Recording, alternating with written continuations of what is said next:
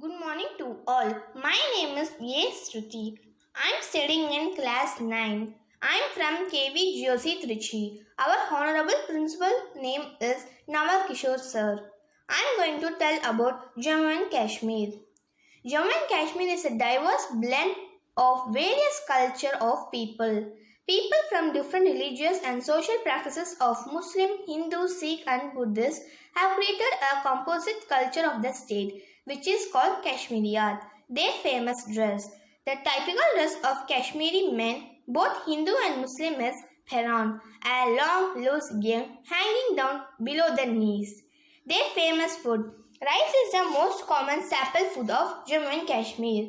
One of the worldwide famous dish in Kashmir is Kashmiri Pilau. All the meals will be accompanied with lot of vegetables.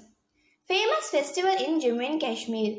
Famous festival, Tulip Festival, Baishakhi, Lohari and etc. Famous dance in Jammu and Kashmir. Bhahrat is a famous dance in Kashmiri by men. Roof, another traditional folk dance by women.